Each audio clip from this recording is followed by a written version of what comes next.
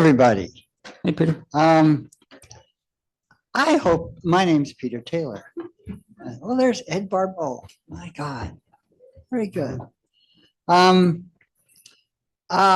missed the morning, but I am so grateful to Amy for standing with me by the side of the road, waiting for the tow truck and all that. Cars have gotten more complicated than when I was a kid. Changing a tire would be almost impossible for me now.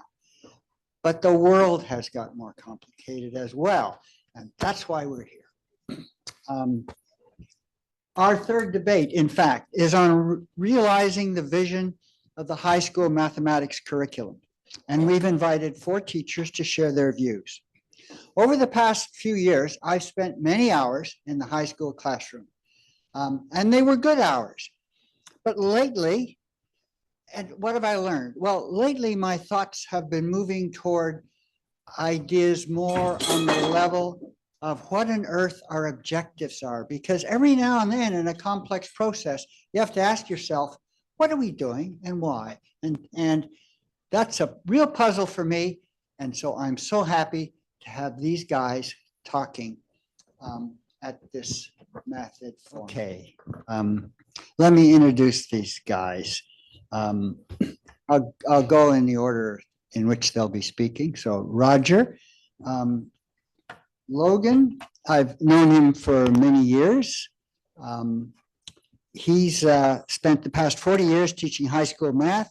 He's a passionate educator who believes that all students can excel in mathematics, and he challenges his students to reevaluate their pre-existing beliefs around their abilities and their potential. And next to him is Nielsen. He spent 30 years of experience that includes teaching grade 9 to 12 math and science in the HWDSB. He's authored textbooks. He retired last year from West Hill Collegiate, but actually I know Nick best through his alternative school experience at Delphi, ACE 2, I guess. And his classroom was unlike any other classroom I had ever been in or will ever be in currently anyway.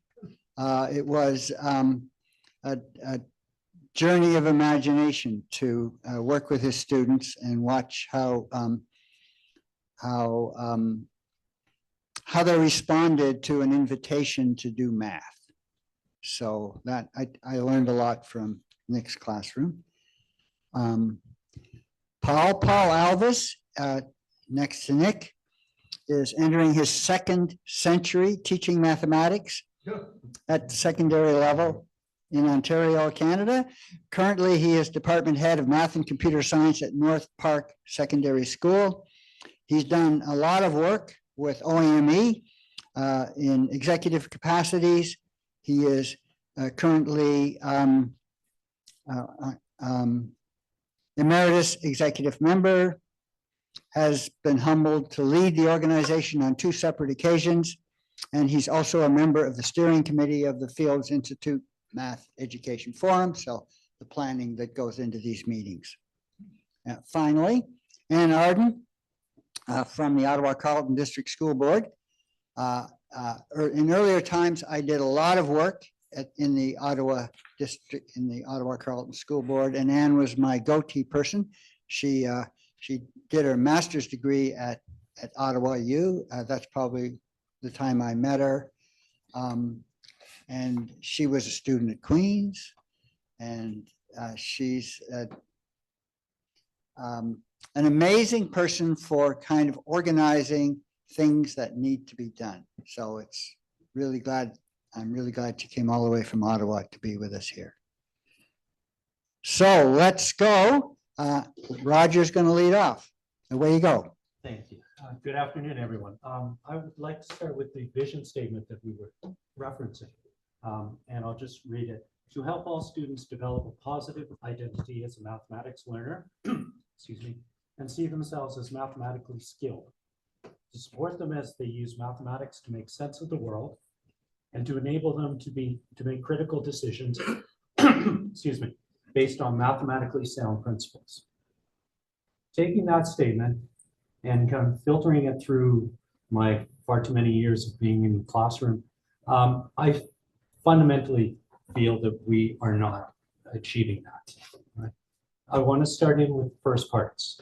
The idea is that we have a positive identity as a mathematics learner and see themselves as mathematically skilled.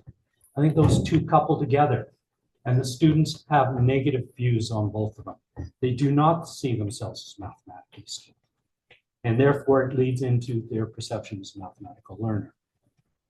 Over the years, I have had my students say more frequently, I'm bad at math, I'm dumb, I can't do this.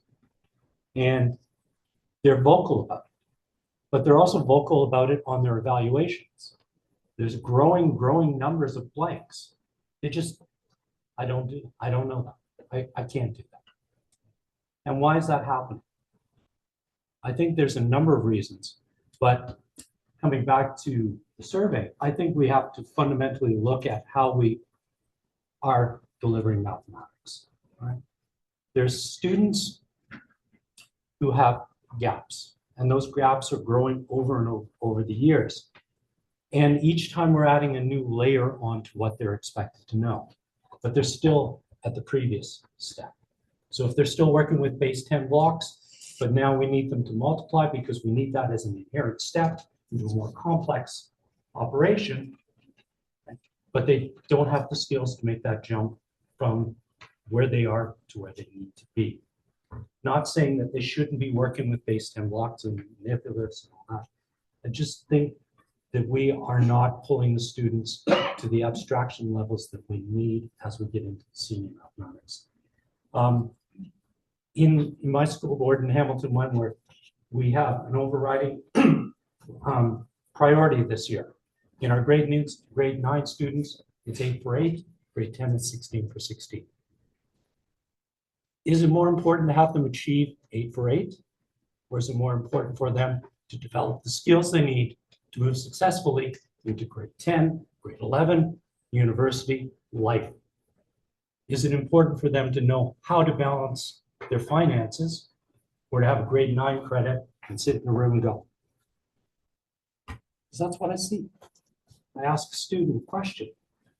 And we all know that when you ask a question, it's at various levels and you break it down to where the student is. But if the continual answer is, there's something lacking. We need to step back and start filling gaps instead of just moving students on. So to me, I see an inherent problem in how we are dealing with progressing our students through curriculum at this time. And okay, working with both a lot of applied and locally developed students, as well as doing calculus, and these students cannot see the forest for the trees. Every question is totally different. If you change the numbers, it's totally different. There's no crossover between any ideas. And they're more concerned at getting an answer in the end. I had a grade 10 applied class. We were doing quadratics, set up a little model. You got 2 frogs on a log. They can only move forward or jump each other. Right? Everybody knows that one. All right, how many moves does it take till they switch positions, right? So we set up little tables, poker chips, everybody got into it, we got in groups, figuring out how to do this. 2 frogs, beautiful, 3. Gave them 2 sets of 2. It took about 5 or 10 minutes, but they started to get through it and they could figure it out. So then I gave them 3 and 3. And that's when it all started to fall apart. So I thought this is gonna be interesting. So I took a risk, excused myself, went and got another coffee, came back to my room. Every student had the entire chart filled up. They could tell me how many steps it took for 5 and 5 to switch positions. Nobody knew how to do it, but somebody had Googled it and shared it among the whole room. Right? There was no determination that I can solve this problem. I have the skills that I need. I just need an answer. So what's important? Are we trying to develop lifelong learners, people who can take some skills, put it into different applications, and try to figure things out? Or is the answer the bottom? Is it the phone in the pocket that was referenced earlier to get the answers on the exam? It's part of the, I don't know. I don't have to know. So how does that make them mathematical learners? How does that give them skills? I can certainly Google how to fix a car, but it's not going to happen. Right? There needs to be some inherent skills that we go through. I'm sorry, that was nothing of what I put on here. So hopefully I can get to some of those points later. Thank you.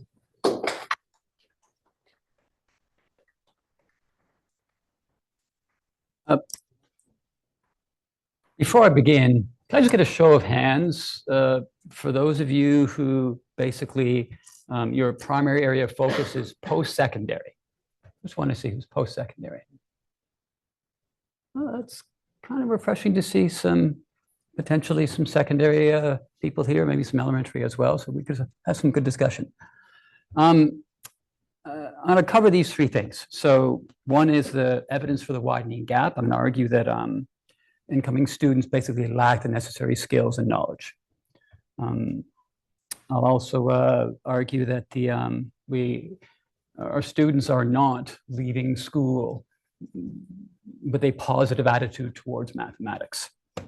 And I'm going to argue that basically it's part of it is due to, I think, a lack of school leadership or in-school leadership. And third thing I'm going to argue is that definitely there needs to be a change in content. And basically COVID, social media, and now AI has completely changed the game. And we now have students with fewer skills, less knowledge, and little to no focus in class because they have this thing either in their pocket or in their hand under the desk. Okay, so for the first point, the widening gap. Having taught for many years, over the years, certainly in the last 10 years or so, now I did, full disclosure, yes, I did just recently retire, but I continued to go back to the school that I was at. A couple of days a week as a retired teacher, you can teach up to 50 days. I'm almost at my max. And so they basically have me on speed dial. And the whole math department, they can get me whatever they want. And they know that they can leave me whatever it is that they're doing because I'm going to actually be able to cover it. But they also say, you can do whatever you want with it. You've got something you want to throw in, go for it. So each year that I have taught any class, and especially for the last 10 years, the amount of time that I have needed to spend backing up has increased. It's gotten to the point now, well, last year, where it seemed like I could have spent the entire semester just reviewing older skills, getting them to the point where they could be ready. It didn't seem to make much sense to start into something when very few of them were there. That's pretty discouraging. Routinely, it'd be 4 to 6 weeks. Next point. The grade 8 teachers at the feeder schools that go into West Hill, one of them just recently said that of the 25 students we'll be receiving next semester, well, West Hill will be receiving next semester, 3 will be at grade level. 3 out of 25 students at grade level. That's what we're facing. A few years ago, maybe last year, I don't know if you're familiar with credit rescue and credit recovery, ways to salvage your credit if you haven't earned it by the end of the year. The mark restrictions, requirements for being able to take that have been dropped. So students are now progressing through achieving credits where they might have had, 20% in the middle of June. Somehow they're able to take the course. Okay, next one, lack of opportunities for in-school leadership. As an ACL, as a department head, you are given the same schedule, teaching load as a regular teacher. After you take care of all the housekeeping duties of a department, and there's many, there's little time left for mentorship, for being creative. who is going to want to do those jobs? You get very little money. And those who choose to do the job are usually people who are upwardly mobile, maybe somebody who's younger who wants to move up the ladder and become an administrator. So there's very little time to be creative. Perhaps you could be part of a numeracy PLC group. A lot of work can go into that, but at the same time, you've got staff who might be fairly resistant to incorporating some of these things that you might have put together. Evidence for change in content. COVID, social media, cell phones. You walk into any class. As a new teacher, you're going to be staring at the tops of heads, for the most part. That's at the secondary level. 30 seconds, okay. You're staring at the tops of heads. It's a really, really difficult thing to get past. Right now, grade 9 has been de-streamed. There are no real resources. There's no textbook that has been given to us. So for the most part, departments are flying by the seat of the pants with resources they pull offline, whether it be CUDA software, whether it be Jensen Math. They're all these same worksheets that are just, death by 1,000 cuts, death by 1,000 problems. Without some sort of change in content, maybe a scaling back of the amount of content or a repackaging, I don't see how we can move forward in this new reality.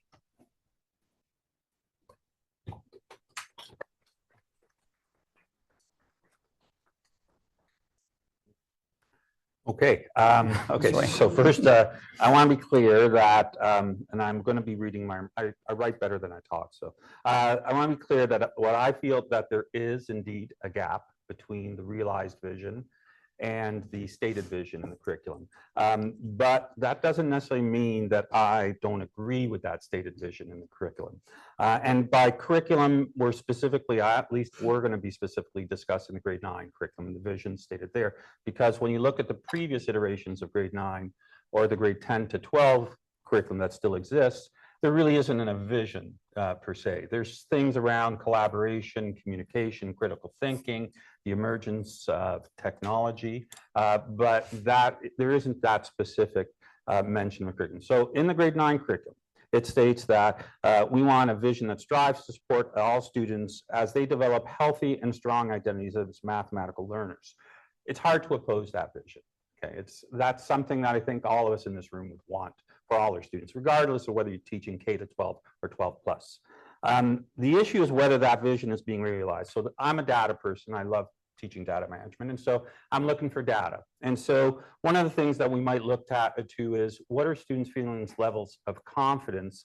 And maybe they're taking math at a higher level as they proceed through high school.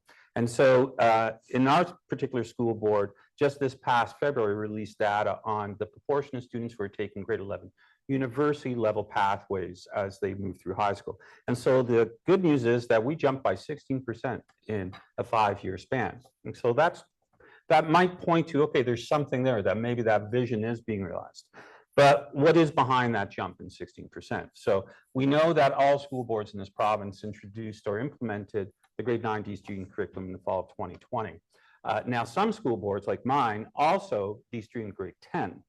And so that means that students only had one option in grade 10. So going into grade 11, they pretty well said they only have one option. So to say that, so I'm not too sure if we can look at a 16% jump, at least in my school board, and say that that's due to students' feelings level of confidence, or is it just they didn't have any other choice in grade 11? So maybe there's other data we can look to. And so EPO is a good place to maybe check. So students not only don't only look at the achievement level data, we can look at the contextual data that we gather from EPO from year to year. So the data so bear with me, 48% of students agree with the statement, I like math. So that's from the most recent year, 2023-24. In addition, 36% of students agree with the statement that math is my favorite subject. Okay. And unfortunately, these percentages have been dropping year to year. But for those of you who do know me, I am an optimist at heart, and there are some numbers that are maybe might blow your optimism. 74% of students say that being good at math is important to them. So students are craving to be included and feel the joy that many of us in this room have experienced when learning math. So I think that what is blocking us, and this is based on anecdotal evidence as a department head in 3 different high schools, but also I spent some time as a resource teacher in two different stints as a resource teacher. And I think that's what's blocking is the instruction that students are experiencing and the impact that assessment and evaluation has on a student's mathematical identity. The vision of the grade 9 curriculum will be attained in classrooms where students receive the highest quality mathematics instruction. That comes directly from the curriculum. But to be fair to my colleagues, is that really happening? We're still working on this, I think. Many of us were feeling the different parts of the curriculum and claiming it was a different thing. Expectations were broad and unclear. There wasn't a lot of supports out there for us when we were implementing the grade 9 curriculum. But my hope is that, unlike the first experience that Ontario had with de-streaming, that we're going to be given the time to narrow that gap between the stated vision and the realized vision. Also, maybe it's time to revise the grade 10 to 12 courses as well, because it's hard to advocate for a vision in learning math that fosters a love for math when students then move into courses that include content that is disconnected from their lived experiences. The last point that I want to come back to, and I kind of mentioned already, is the role that assessment plays in realizing this vision. Thank you. For too long a time, students' view of their own mathematical identities have been shaped by the number that resides usually in that top right corner of an assessment page. As we grow in techniques that measure student understanding and incorporate them more consistently in our practice, students will focus on what I believe, and maybe what most of us believe is important, the learning of math rather than the mark in math. Thank you.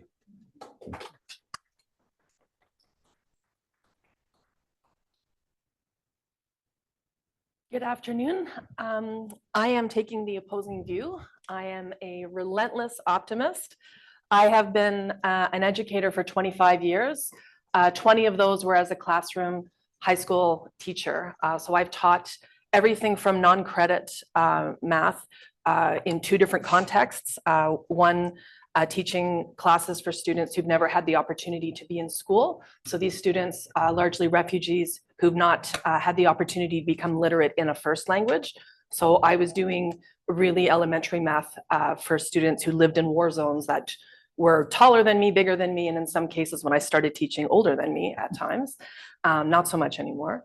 And I've also taught in a program for students with intellectual and behavioral challenges. So that is also another non-credit situation. I have taught grade 9 through 12 math from locally developed through calculus as well. There's a lot to unpack in that statement. There's a lot of really loaded words. So I'm just going to start with what is curriculum.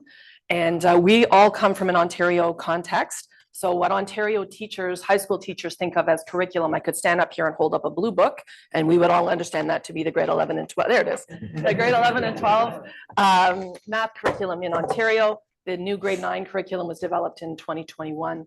And that is, you can print out a PDF, but it's more of a living document. So I love the learning that I have on the boundaries. So coming to events like this, or getting the opportunity to travel, be part of the Canadian Math Education Study Group, being part of OEME, being part of the NCTM group as well. The first time I traveled to Atlanta to a math conference, I didn't realize how different the word curriculum was depending on what part of the country or the world you were from.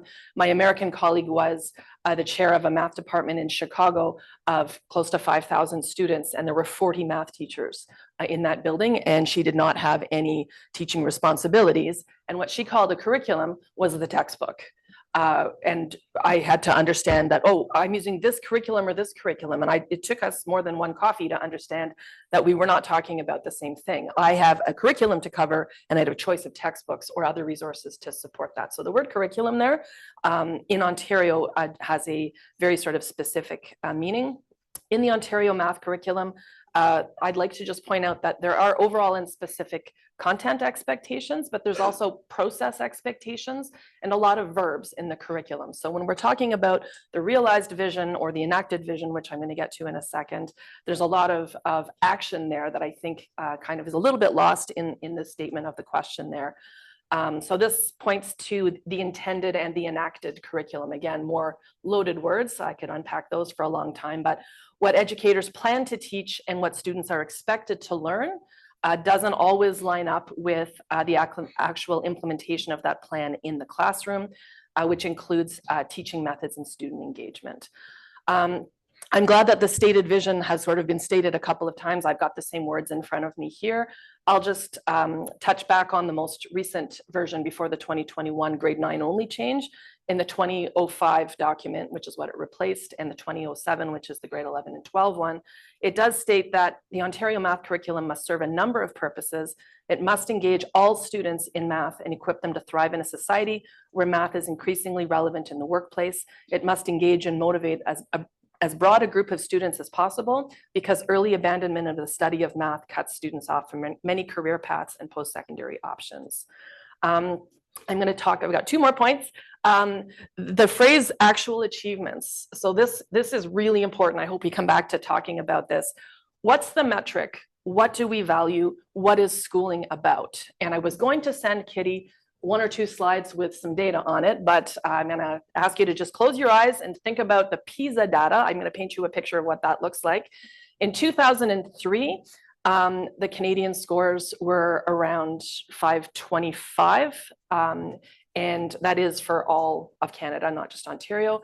And on the most recent 2022 PISA, Canada's score was at 497. So we can just say, well, the PISA scores are dropping, end of debate, they're right, I'm wrong, we're finished, let's go and have coffee. But I think there's a lot of different metrics that we can talk about in terms of actual achievement. We can talk about provincial assessment data. For us, that is the EQAO, which is done in grade 3, 6, and 9 for math. And I actually have the same statistics. We'll come back to that 48% in a few minutes. Thank you. The graduation rates in Ontario, when I started teaching, and I may try to single-handedly take credit, maybe with my colleagues here, 65% of students graduated from high school when I started teaching. 25 years later, with all of our hard work, we're up to 84% of students now graduating from high school in 4 years, and 90% of students graduating from high school in Ontario within 5 years. What used to be the case when I was a student was it was the teacher's way or go to see guidance and drop the course.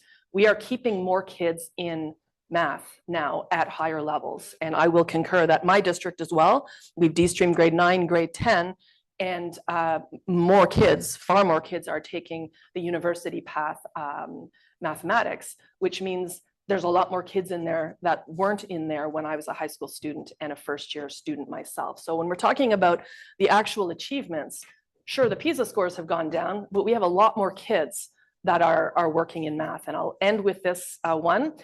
The statistic from EQAO that 48% of students say they strongly agree or agree that they like math, that's 48%. But the optimist in me says, well, only 31% say that they didn't like it. So there's a lot more kids, even though that 48%, we'd all love it to be 100. There's a lot more kids that say they like math than say they didn't. And over the past 3 years of data, which I could find for EQAO, the scores in Ontario, and I'm sure we'll talk about pandemic in a minute, but the scores in Ontario, the last 3 iterations of it have been pretty stable. Thank you.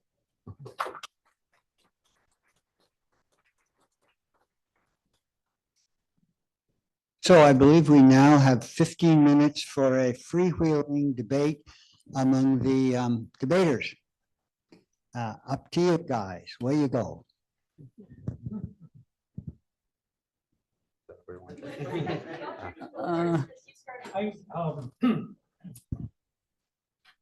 Yes, I can't argue that we have higher graduation numbers. My discussions with my graduate students and over the years and other math teachers, I don't, even though we have more graduates, I don't feel that we have as prepared students moving forward.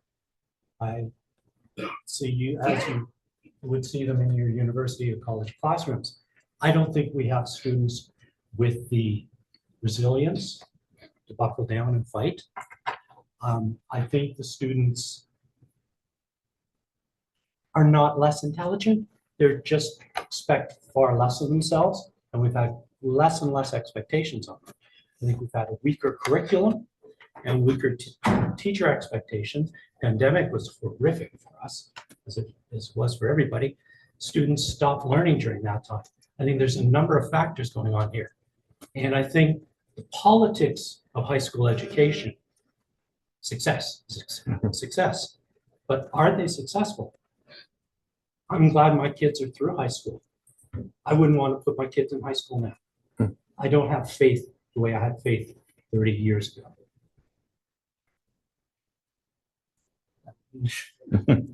Further to this graduation rates argument, I taught a couple sections of grade 11 math last year. They were both actually the mixed math course. And failure rates were quite high, sadly. Did what I could with the kiddies. Peter knows, Gord knows that I can do lots with those kids. And since I knew they probably weren't going to be moving on beyond that point, I did really what I could to get them to grade level, get them to really appreciate what we were doing in the math. However, there was this pressure. I'd be called down to chat with the principal a few times, midterm. Oh, you've got 40% failure rate here, and this student, got whatever it was 70% in math last year. Why are they only getting now 35% this year? And it was a tough argument to make. But luckily, I had my grade book, right, with my 24 evaluations, all different types. The student hasn't passed any summative tests. The student clearly struggles.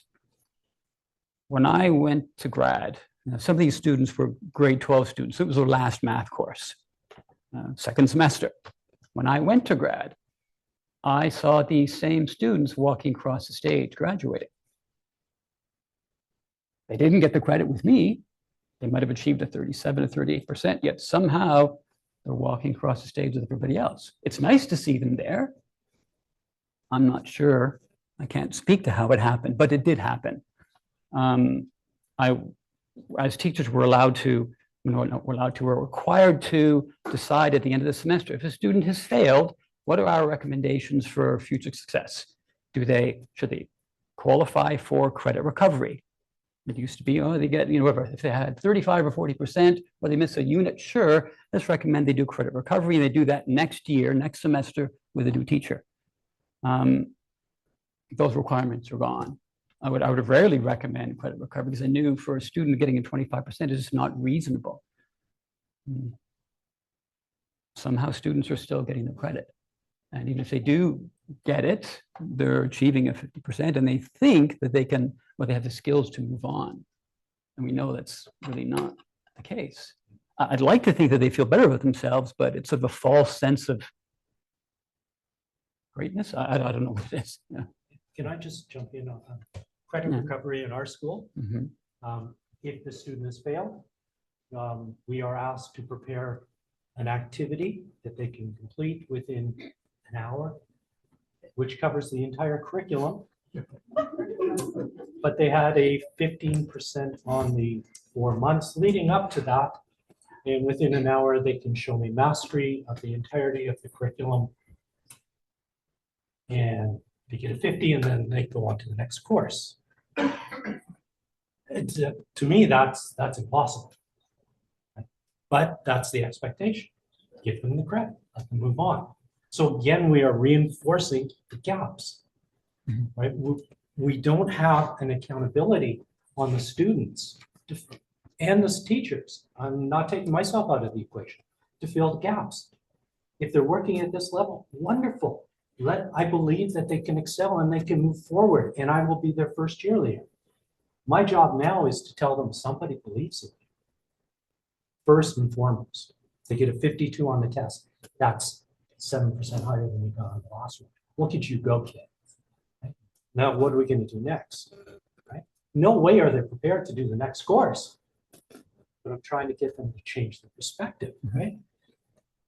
But we are pushing them through. Like, when do we get accountable? Like, how is that going to prepare them when they are 25, 27, dealing with life and trying to figure out big pictures? Where's the reasoning? Math is not just Pythagorean theorem, Sumerian theorem, rule of thumbs, whatever you want to call it. And knowing that, it's having some thinking skills. The math is beautiful for teaching thinking skills, and that's been referenced so many times today. Like, where is that part coming in? Right now, it's just give the credit. And I think we're doing them a huge disservice. I teach credit recovery, actually. I don't teach math actually anymore.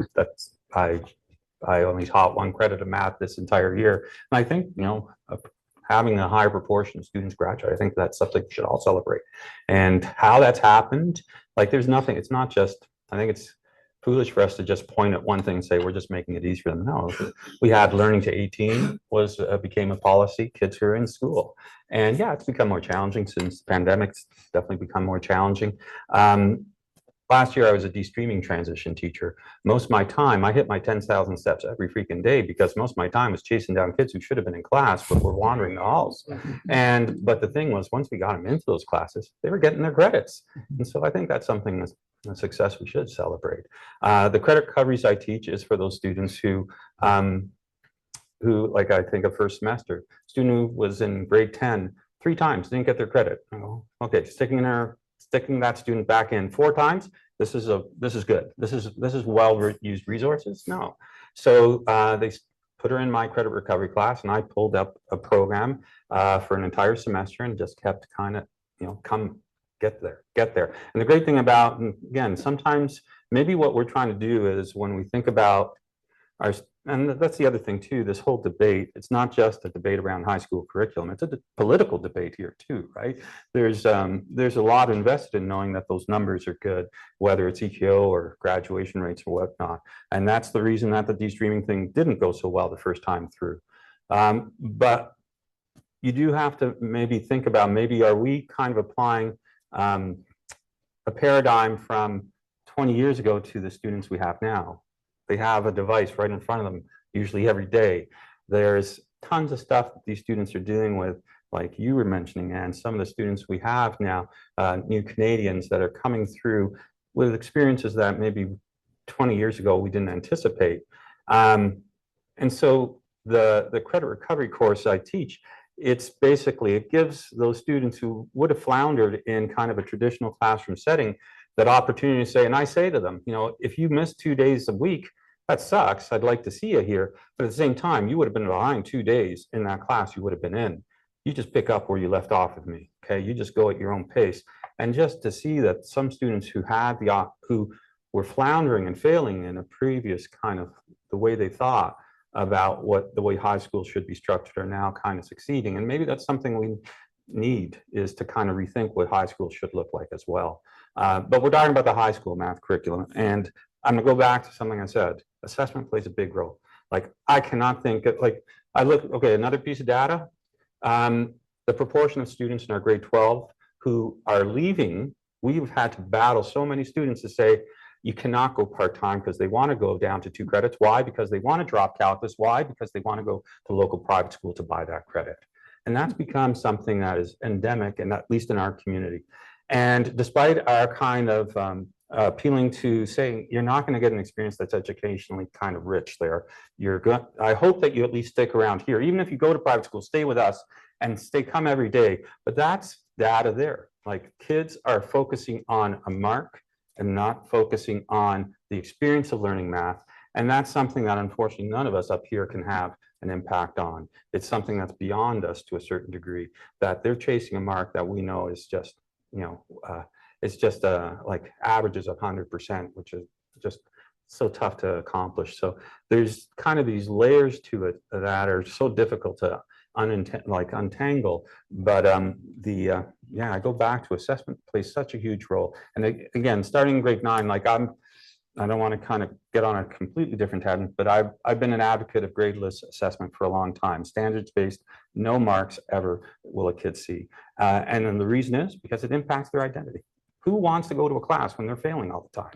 Okay, it's hard to continually be resilient when you're being pummeled every day with this feeling like, I don't get anything. I was just sitting with a student yesterday and said, he was looking at a blank test. And is that it? You're done? Because teacher had sent him down to me. I said, yeah. And I go, well, what's going on? Well, I've missed a lot of class. Why are you missing a lot of class? Because I don't know anything.